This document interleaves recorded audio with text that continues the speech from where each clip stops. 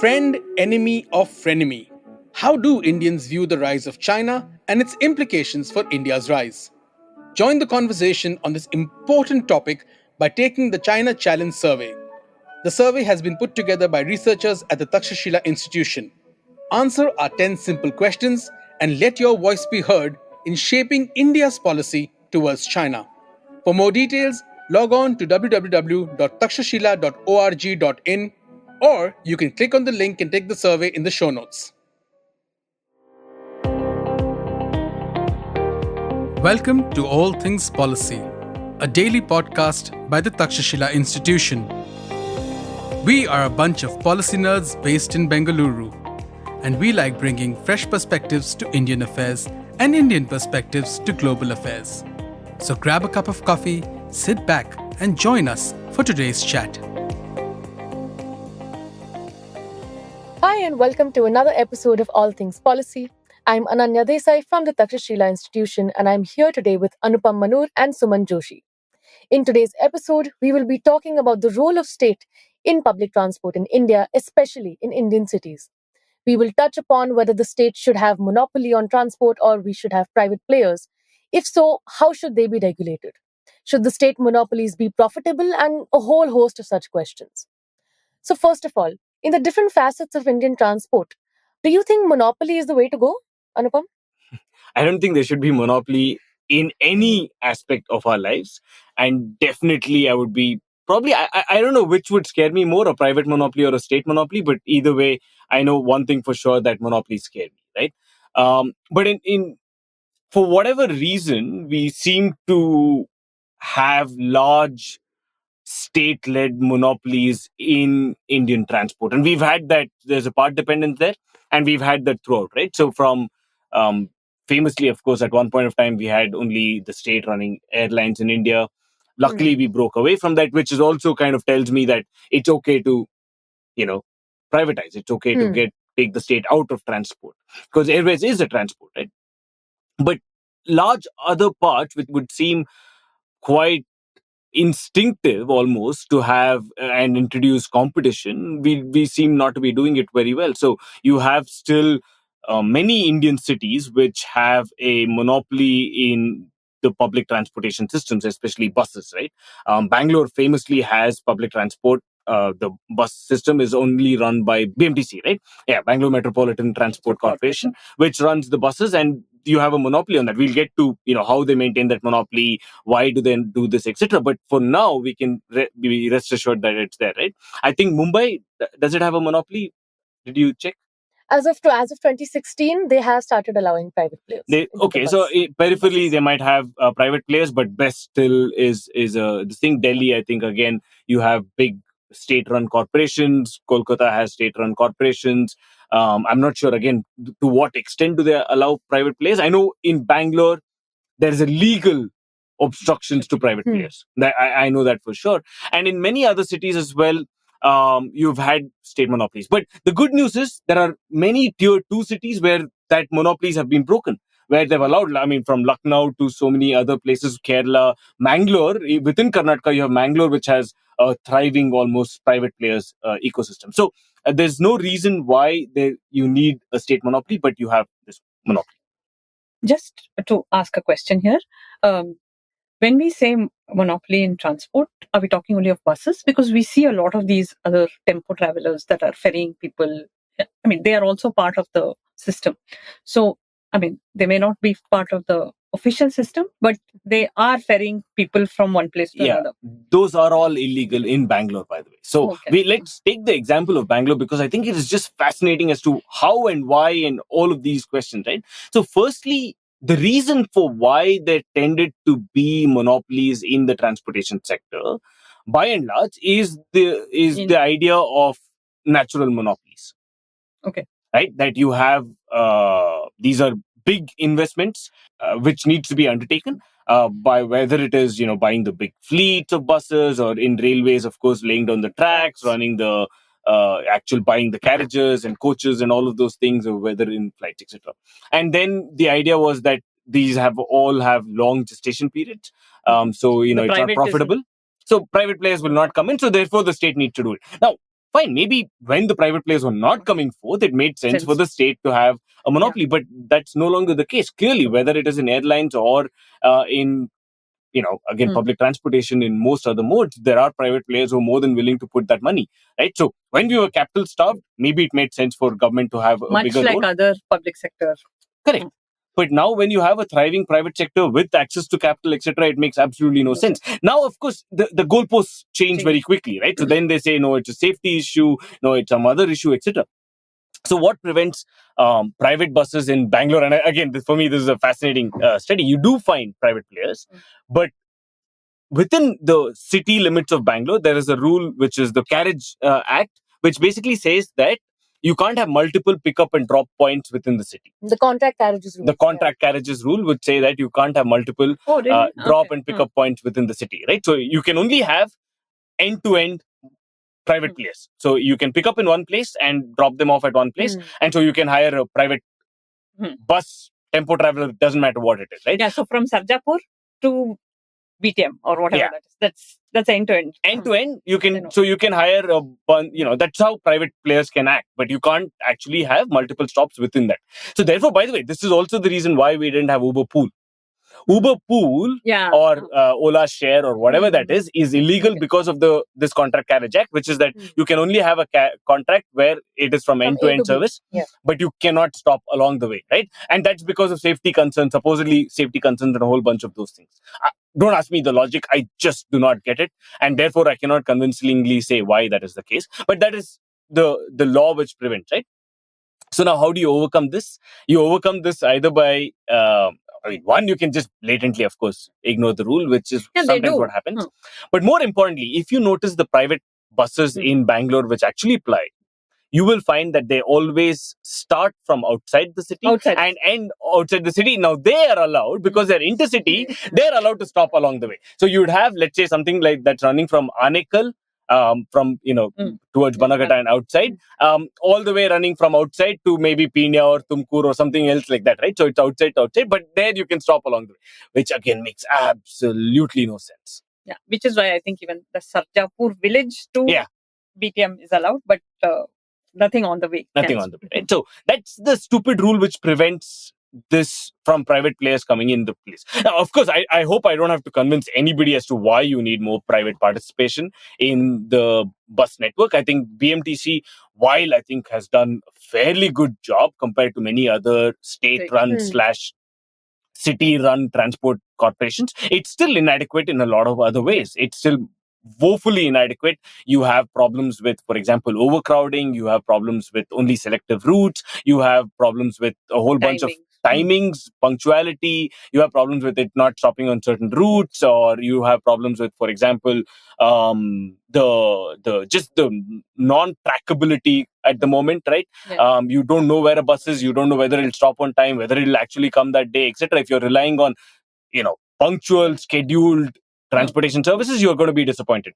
And finally, now that I've switched over to taking the bus on many days, I can say this. One of the biggest problems BMTC now faces is that is the age-old problem of change, in fact, right? They don't accept UPI payments, so you have to hand out, and anybody who's traveled in bus will know that the worst thing you want to face the wrath of the conductor when you give a 500 rupee note for a 10 rupee ticket, right? That's not what you want to do at all. You'd rather hide your head in shame, and so there are multiple problems, of course. So I don't have that problem. You have never traveled in a bus in the last 30 years, Suman. So you go around in a chauffeured limousine, from point A to point A, and the driver waits, and you live a very luxurious life. Whereas us plebs, we take the bus and we know what the daily struggle is. The reason I was saying that I don't have a problem is because I get free buses, and we can talk about that in just a bit. Yeah. Right? Yeah. But I think Bangalore is the perfect example to take for this. Just to put into perspective, it has been estimated that we lose about 19,725 crore per year just because of traffic. Yeah. So I think that's a prime example of why we need more private players. And like you mentioned, that having change is a problem in buses. Bangalore is one of the cities in India where people use mainly digital modes of payment. We barely carry any cash. Yeah. So I think it's a perfect example. Yeah, this it seems so counterintuitive and absolutely ridiculous that for a city that is facing massive amounts of traffic problems, you are in fact creating hindrances and obstacles in the transport sector. You want more private players, having good quality buses. Let's say things that, there was an Uber for buses, right, in Bangalore that came about and they shut it down. Oh. So, where multiple people could book, you get 10, 12 people going from point A to point B. It does the aggregation, and this is what technology can do. So you want all of these kind of new solutions coming through, right? Maybe 12 seaters, maybe 14 seaters, maybe 25 seaters. You want as many different solutions coming forward as possible. And I remember there was this iconic day, I remember very clearly, right, where you had a problem with the top. Yeah, the top, just a newspaper. I mean, I've also, I think, at some point made a screenshot of it, right? You had the top part of the page which says that Bangalore is facing the biggest traffic jams, loss is whatever 20,000 crores, etc. There's a beautiful photo of, obviously traffic jammed for, kilometers together. And just below that, it says government bans private players, right? So, I mean, and Uber pool, etc. Now, these are all solutions which can actually ease up traffic. And now we go against it. So for me, again, I don't know what Bangalore's problem with some of these transport thing is. We do a whole bunch of ridiculous things. I think I must have done at least 10 or 20 OTP, not OTP. What is this? ATP episodes. So that's how much OTPs have taken over. Yeah, really. I mean, that's a separate ATP episode that we need to do on OTPs. But until then, I've done a lot of episodes on just the broken Bangalore system, right? Or we do price caps on Uber and Ola. We do something else. We say you can't, whatever. There's a whole bunch of rules which. So largely to put like a cap on this is that if we have to solve the problem of traffic, we need to have more mass transport, more people. Now, who does that? Should the government do it? We should not be hung up on only the government providing that service. We should have more people in the fray so that, people are able to commute in a way that is more economical. It addresses climate challenges. It addresses, all of those other issues too. Yeah. So let's actually go back to the basics. Now, if you say what kind of a market should evolve, right? So first and foremost, I think we should start with what kind of a market is transportation at all? Is it, what kind of a market is it? Is it a market failure, for example? I was really thinking about this, and I'd be hard pressed to find any specific kind of market failure with transportation, right? It is not, for example, a problem of public goods because it is rivalrous, it is excludable. So therefore, it's not a problem. It's not a public good. And given that there are so many examples of private players coming in providing transport solutions, it's clearly not a public goods problem. It's not an information asymmetry problem. Information doesn't even play a role in this. You can throw that out. It's not generally, unless it's government done, it's not a problem of concentration of market power, right? The concentration of market power comes because of government, right? So otherwise, it's not a problem, right? So then the only thing that you can possibly argue for is it a problem of externalities. I will argue no. In the strictest definition of the term, I don't think it's an externalities problem, but maybe we can argue that by providing public transport, right? Mass transit, not even public transport. By providing mass transit, do you now reduce the need for private transport, which is people taking out their cars, and therefore reducing negative externalities? That is the only argument I can go with, saying that is there some scope for involvement of a government, etc., because then it will involve lesser people taking out their cars. Maybe that.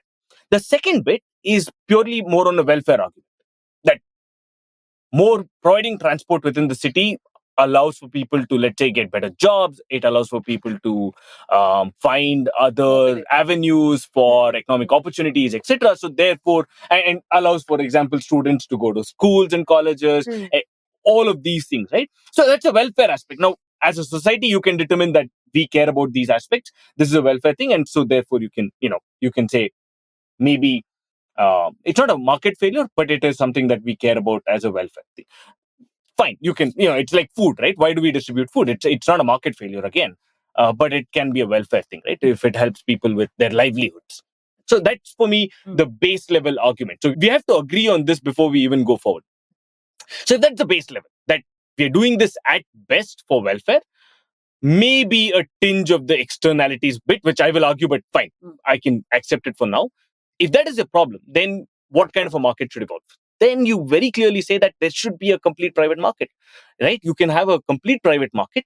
And my proposal, and I'll then stop talking. My proposal is that you should have a thriving private market. If you find that, for example, the prices are higher, there's unprecedented kind of supernormal profits, then you can make the argument that the government should be one competitor in the space. So my ideal kind of transport market is one where there's a thriving private market and government as one competitor in that market. But the problem again there will be, can the government be a player as well as frame the rules? Yeah. So you can then, I mean, there are again governance structures that you can think of which will minimize that kind of conflict of interest, right? So you completely corporatize the government structure. You can do that, but then you also have, you need not even do that necessarily, because in an ideal case scenario, you can have a government player which is not necessarily running for profits, which is not necessarily running as a competitor against those players. In fact, the government player is to fill in the blanks, is to fill in the gap between what the private player is offering. So if you have a thriving private network, but then the private network, let's say, will not necessarily put a bus to the poorest sections of society because they think that is where the poorest people will not pay well. Or that they will put a route which they will not address routes that are... If you don't have a profitable route, the private players will not play. That is where the government steps in. So what I wanted to add here is that you spoke about welfare and whether or not we should account for welfare when we're talking about transport. But are you saying that government transport should be profitable, especially how you said that it can be corporatized, like if the government is one player among the many players in the market? And so will the aim of the government change from welfare to profit? So that's a very tricky question, right? Whether public transport should be profitable or not. Now, I would argue, I would argue that if you're a monopoly, then you have to at least corporatize it so that you have better accountability structures, you're transparent, plus, at least, things like punctuality, all of those other things that we care about is taken care of. But in an ideal scenario, if you have good private, for example, private players, then you don't have to corporatize it in the sense of it being profitable. In fact, I would say a public transport system which is filling in the blanks or filling in the gaps left by the private sector need not be profitable.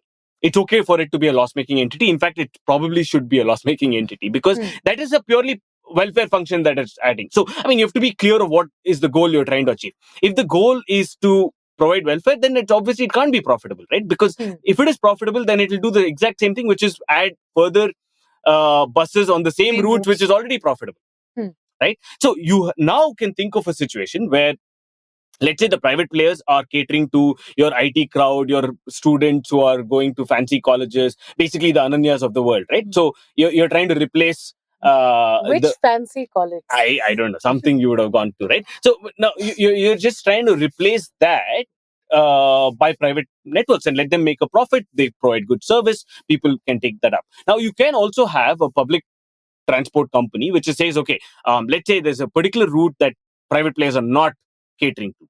You can fill in that blank. So you can say, I will provide that road network there, right? So and so on. Now, one of the problems I've had is that in Bangalore, for example, we take great pride in the fact that BMTC is the only profitable transport company in the country, right? Now, I'm glad that it's profitable and not otherwise, but it also means that BMTC is falling into the same trap as a private player would, which is you're only chasing profits, which means you're not necessarily providing transport solutions as a welfare function. Yeah. So we always look at policies in the lens of effectiveness, efficiency, equity, right? So BMTC, I mean, while it is great if like a public transport provider is efficient, but that is not the only parameter we should judge that thing. They have goals that can be competing and they have goals that are not entirely profit driven. So effectiveness, like when we say effectiveness in this situation, it will mean servicing non-profitable routes or servicing distant routes, whatever it is, and equity function of getting people who cannot pay onto the thing. So effectiveness here would just mean moving maximum number of people from point A to point B, right? And that includes, and there within that you put in the equity function, which is to say not only the people who can afford, but otherwise as well. And you put in those two things together, and it makes sense, if at all, in our new system with private players, for a government entity to provide transport solutions for other people, right? So I think that makes so much more sense than saying you have a monopoly, and that monopoly is now corporatized to pursue profits, and that provides then a very limited function and actually leaves out a whole bunch of. It's neither providing the welfare function, neither is it being efficient, because it might make profits, but it comes, as I said, because it's a monopoly, right? So you don't really have a whole bunch of other things that you desire for. Which is punctuality and all of those things. I have a follow-up question regarding the government being one player amongst the many in the market. So, like, we have the Kerala model right now where there are forced concessions for students traveling by buses. And so basically the government players as well as the private players are asked to make up for these concessions. And these, regardless, like, for a second, let's set aside the fact that the private players are also being made to make up for these concessions. But so the bus passes from the Kerala RTC apparently require more paperwork. So students prefer to go for the private players. Yeah. So are you saying that's just like collateral damage of sorts of having the government as one of the players, or? No, I think, see, that is a completely. So, again, that's a different kind of a flawed model, right? As in, it's great that, for example, Kerala and Mangalore for me are great examples of there being a thriving private plus government kind of market. But what they've also done, and I think Kerala stands out as another example or a warning to others of what you should not do, because they've actually systematically kind of run down the private players by forcing the welfare function onto them. So it's good that they've allowed for competition. It's good that the government is one part of it. But then you said, okay, forced concession. So you said students must get a concession not only on the public transport, but on the private. I think that is fairly easy to kind of solve for. You solve for, by the way, saying we will run this transport service. Anybody who wants concessions, we'll give that to them because that's a welfare function. And it's not forced on anybody else. Now, if it so happens that they're not running all routes, and you can slightly complicate it by saying, okay, we'll give vouchers to people. That vouchers can be redeemed by the private players against the government. And there are such schemes, right? You can actually think of a fairly good schemes where the private players are not hurt. Now, private players should have the complete freedom to fix whatever prices they want, right? Pure demand and supply. And if you have enough number of private players, which you do, by the way, in Kerala and this thing, it's the beauty of the Kerala and the Mangalore model is that you have multiple small players, right? So you have, for example, you could have a person who owns like 3 buses and who's running that model. Only a particular route. Yeah. And so you'll have multiple such things in different areas. And so it works. I mean, for by and large, that kind of works, right? But then don't force basically the price on them. So they should be allowed to set whatever price they want. And that's how competition will actually come out in its best form. One of the proposed solutions was that the concessions from the private players are made up for by the government. What do you think about that? Concessions for the private players are made up by the government. Yeah, that's what it should be. That's exactly how it should be. That either through the voucher system or some kind of transfer. It could be a lump sum payment, whatever. But I'm saying, if you care about property rights, if you care about competition, then you can't really take this away from the private player saying, yeah, you can operate, but then you can only operate with the prices that I ask you to operate in, right? So that's not fair. Taking forward the topic of concessions, we know about the Shakti scheme that has been going on in Karnataka. I think Suman should take that forward. Yeah. I don't have to. So, Suman, this is fascinating, right? Given we've established now that maybe there is a role for the government to play that welfare function in transport. So, how far would you stretch that? You have been formerly a proponent of a scheme which offers concessional or even free.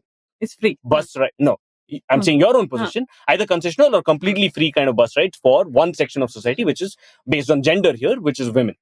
Defend your position. I have always said that this, the entire transport thing is a private good. There's no doubt about that. And you have to make that segregation. But when we look at policy, we have to look at the other 2 pillars, which is markets. When we're talking about markets, we have to look at society. Now, the government uses different tools to alter societal failures too. And one of the tools that one of the failures we see in society is, especially in ours, is a very low female labor force participation rate. Now, why does this happen? Because people, of course, there is a cultural thing about women not going out to work, all of that, and we need to push women to go out to work. Now, how can we do it? The government can nudge, the government can change certain incentives, all of those things. All the tools that it has in its hand. So, this is one of the ways that it is trying to do this. Now, whether this will work or not is up for debate. There are reports of all kinds that are coming in. Some say that it is a success, some say that it is not so, and all that. So how do we measure that is a different question. But yeah, the fundamental reason for this is to get women out in the public spaces too. So we talk about labor force participation rate. How will this change? So if women are incentivized, or women, or you make it easier for women to go out looking for work, you probably will have women going looking for work further than their immediate circle, which will change the labor, probably the kind of money they make, or change the labor market in a small way. But what is the best form of the argument as of now? What is the best form of the evidence available as of now that says that female labor force participation rate is low thanks to, lack of transport options? Or why is it low? That because women are, unable to, move, because of mobility kind of constraints. How much of that plays a big role? So whatever I have read is that women look for jobs around their house. First is because they have care responsibilities, all of that. And if they look for jobs beyond, in addition to looking at care responsibilities, in addition to looking at all of this, they look at the cost factor. Now, does it make sense for me to go out when I have these many responsibilities at home? And so if that cost factor is reduced, will I still go out?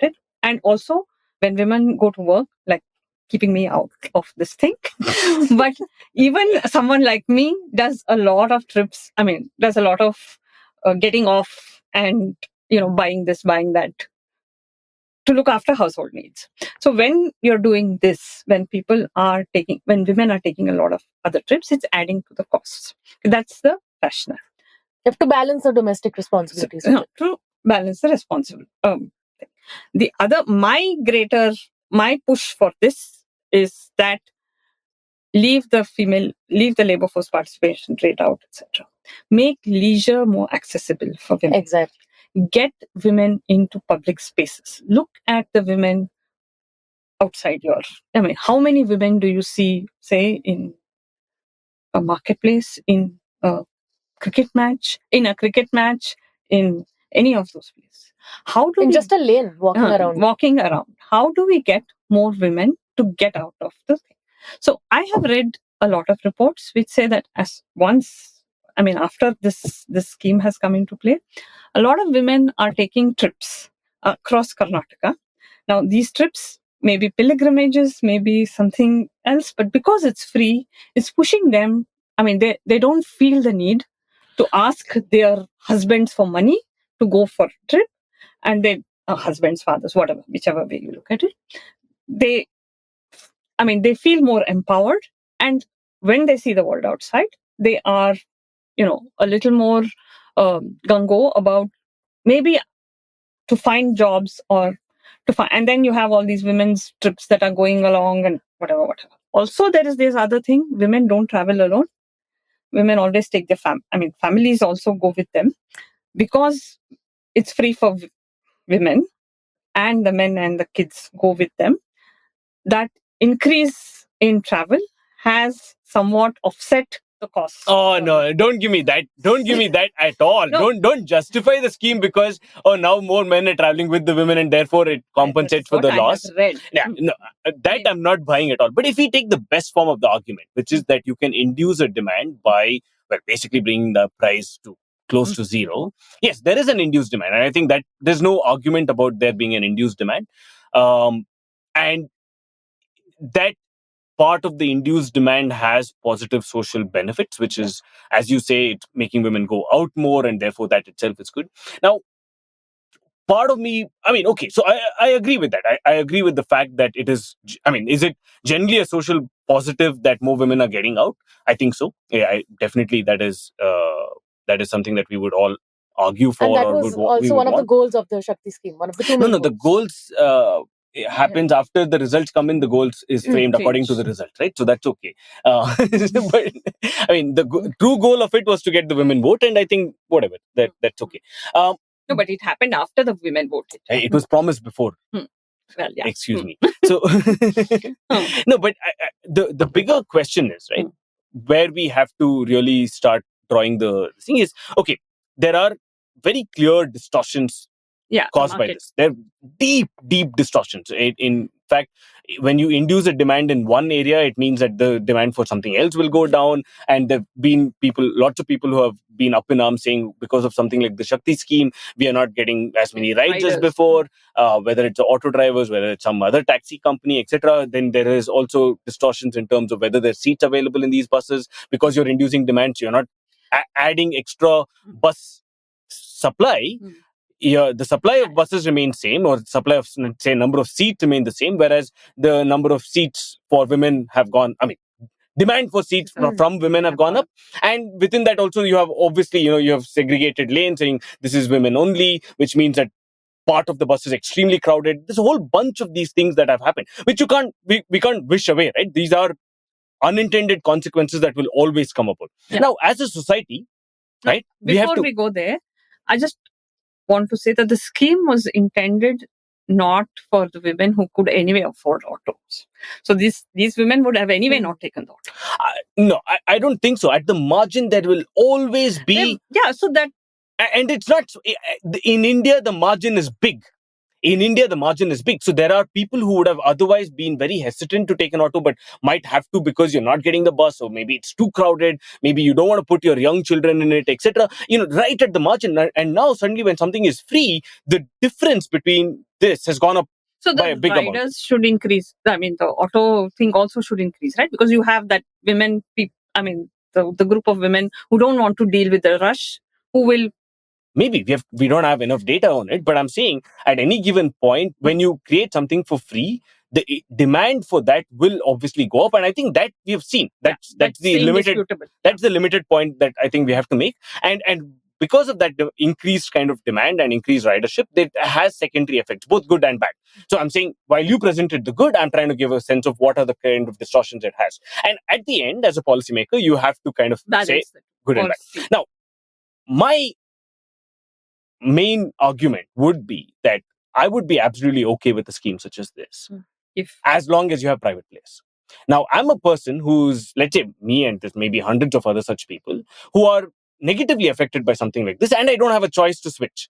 True, yeah. Right? Yeah. If I had a choice saying, okay, you have government buses, you give it free for whoever you want. Let me take a private bus where I can pay more and I can get the comfort of a seat, and where I can do this. Probably you can do so much differentiation. AC bus, or somebody else wants something else. So the only differentiation that now I can make use of is I can use the airport bus, by the way, which is not crowded because the women don't get free seats there, right? So now that's the thing that I would have to ride on. So, but why does it have to be that? In fact, the bigger problem is, and I think this is one of the things that is not very well understood, but we have to mention it, is that there now creates a bigger resentment among the people who are negatively affected towards women. Yeah. And that's not what you want. You're saying, oh, those people will get for free, they're taking our seats. You don't want that kind of. This tears away at the social moral fabric, right? For me, which is a scary thing. You don't want this kind of large spread resentment against one group, whatever that group is, because of government subsidies. And we've seen how this is played out, right? Whenever you're creating appeasement in some way or the other against one group, there will be resentment against that group. And that resentment can play out in very negative ways in society. I don't see resentment by, as of now, whole group of men against the women. I mean, there are the one odd people who are saying, why are women getting It's not considerable. Yeah, but you don't know when it will. Yeah, we don't know. We don't know, right? These are. So what I think even there you can design better methods. So as I said, one, you can have true competition, but two, can we do this more cleverly? Can we give vouchers? Can we give direct benefit transfers? Whole bunch of things, give agency, etc. Maybe that there are better ways to do it. But I'm not opposed to the idea, like we've had concessional fare for students, we've had concessional fare for senior citizens, we've had concessional fare for somebody else. I'm okay with the idea of some kind of concessions for selective group of people for larger socio-economic benefits. So that's fine. But then it shouldn't come at such a distortive level, is my main argument. Okay, I have one small question to ask to end it with, out of absolute personal bias. But when we talk about the corporatization of a government player in the market, where do you think the BMRCL comes in? Yeah, I think so. The metro is a fairly good example of there being private, public, and again, within that public also, it's fairly well corporatized. So they're very accountable. There's a whole bunch of those things that have happened. And I think the metro is a good example that we can look at. And it's not just, Bangalore metro, you have Delhi, various metros across India. We've seen to have cracked that. This thing, and metro again is one of those things where you can't say, let there be competition. You can't have competition in a metro network.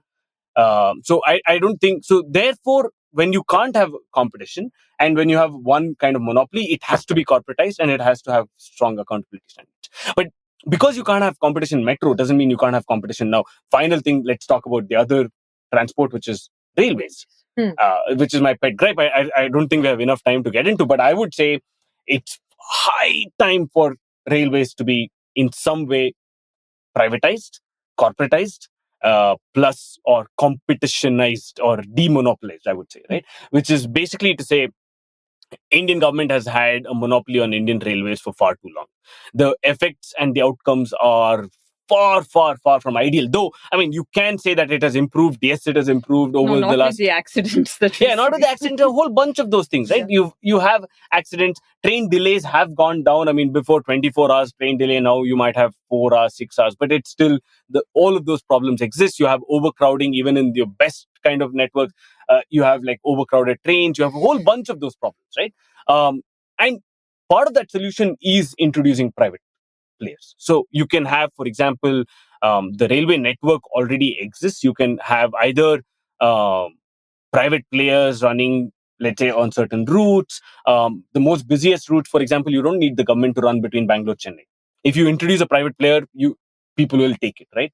Or any such kind of profitable routes, there will be private players. I would say that the ticket prices will not, I mean, it might go up a little bit because now it's heavily subsidized, but not too much. Again, there also you can have a whole bunch of concessional things. You can do vouchers. You can do a whole bunch of things if you really care about how poor people should not get this thing. There are solutions out there, right? So I think that you can have multiple solutions to finally improve the lot of railways. This is nothing new, by the way. There have been exceptional reports on how do you improve the railway network. Yeah, but I don't think the UK has done very well. The UK did some things very badly, right? Even in their privatization, they did one fell swoop privatization. There was no accountability, and then prices rose far too much. There's a whole bunch of problems that happened. But I would say this, if you have to look at a model, I would look at JR East, Japan Railways, right? How that was done. And because what happened there was in the UK, they privatized just the parts of it without the railway lines were still nationalized, but this thing was privatized. You didn't have enough competition. Whereas in Japan, they sold off the entire thing. So from the station to the railways to the entire mode of operations was just wholesale privatized. And Japan has worked really well. So I think India, I mean, I'm not saying one will work better than the other. You have to figure out what works here.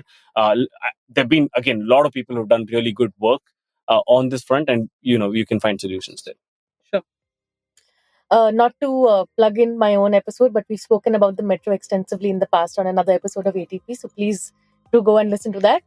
And thank you, Anupam. Thank you, Suman, for joining me today. Thank you. And thank you, everyone, for listening. And we will see you in another episode of All Things Policy.